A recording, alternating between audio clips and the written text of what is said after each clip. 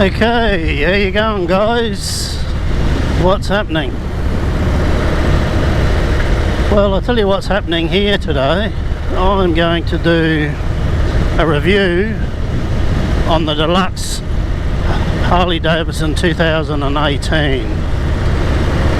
I purchased this bike about 2 weeks ago. It's done about 369 kilometers now.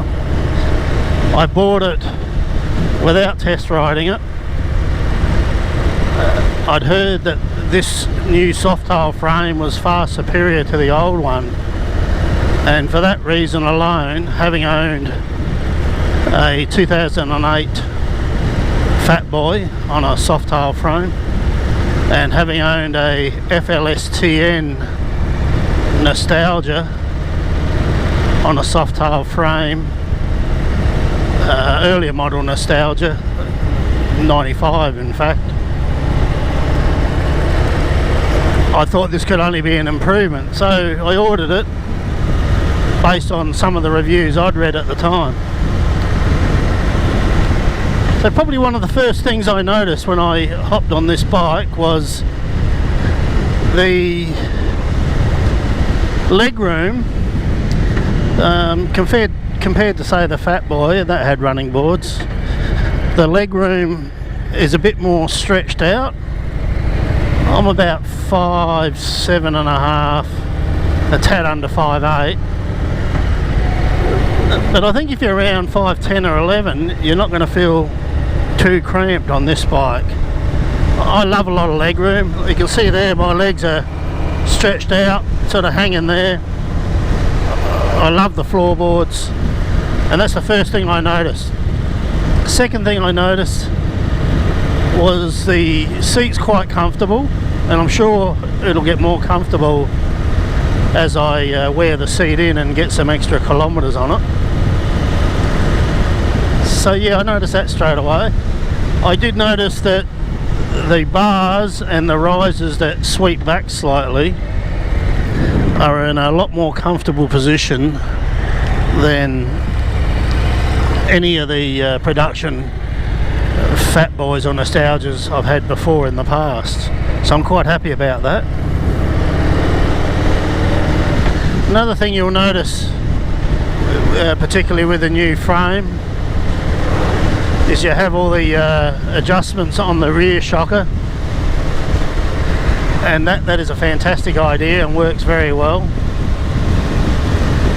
I did also notice that the front suspension's a bit more rigid than previous, and you don't get that going into the corners, you don't get that wallowing effect. So I guess the rigid suspension from that point of view was a good thing, because it does help with the handling aspect of the bike.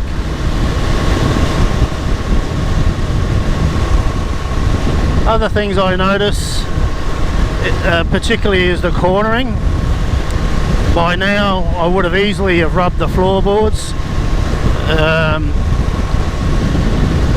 and at this stage I've gone around roundabouts slightly more of an angle than I normally would, and I've had no problem with them whatsoever. So that is terrific news. So I'm really loving this bike at the moment. What about some pros and cons, you might ask? Okay, well, one or two things I didn't like about the bike, which I explained on the walk around. I feel that Harley Davidson should have had the pillion seat. It gives you the option, you can take it on or off as you please. This year you have no option because there is no seat and there's no pillion foot pegs. So that's a bit of a downfall.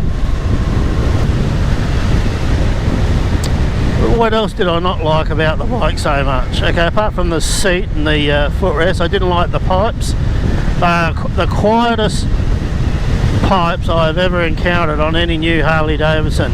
So obviously the whole 2018 lineup are pretty much like that, although my Ultra 2017 M8 last year, I would have been happy to keep those pipes on there, stock standard ones that sounded okay. but this one doesn't sound anything like that at all. It just sounds like a sewing machine. I took this bike for a run on one of the vintage bike runs just to put some Ks on it 2 weeks ago, and I had to have the RPM gauge showing down here because I couldn't hear the damn motor, and I had no idea what sort of revs I was doing. The motor is silky smooth, mind you. Yeah, so as I explained in the walk around, I've got some Bassani full exhaust system ordered from the States. That'll be here mid-April. When I get that put on, I'll get the workshop to do that. Normally I do it myself, but I got a good deal, so they're going to fit that for me.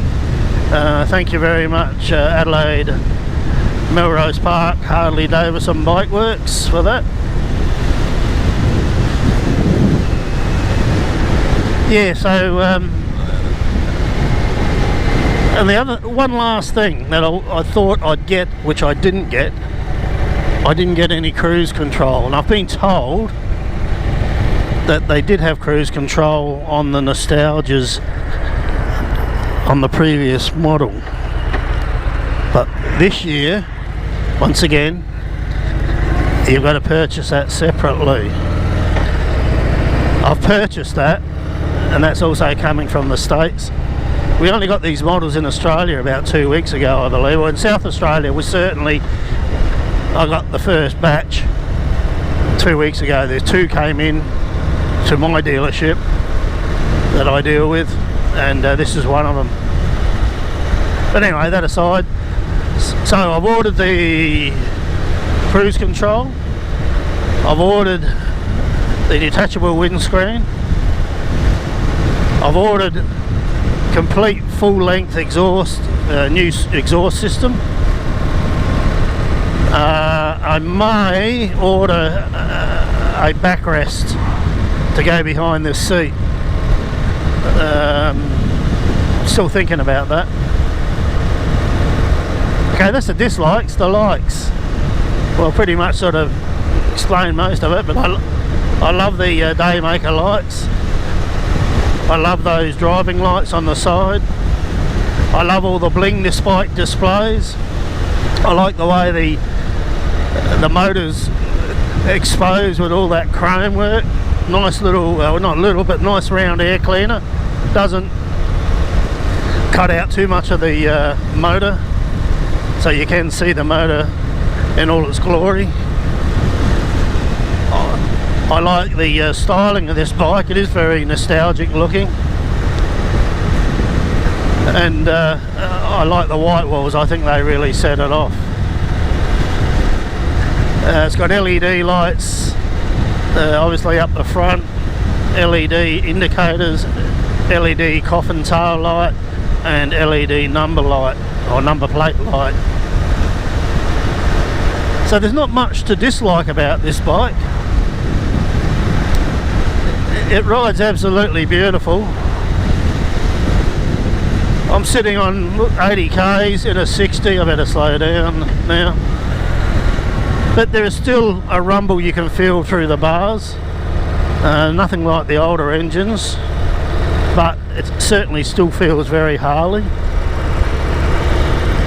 This year, I will mention, they also did away with you got a heel and toe shifter on the earlier models. There is no heel shifter this year. You can see down there I've only got the toe shifter, and I'll be honest with you, in all the years I've had these style of bikes, I've never ever used a heel shifter. On my Fat Boy I took it off so that I could move my feet back a bit further if I needed to, just to give me a little bit more sort of room to move. So to me, I think that was actually a good thing. Gearbox is very good, just like the Ultra. It's nice and smooth. Another thing I do like about this bike, which I forgot to mention, I like the clutch, the fact that it's cable.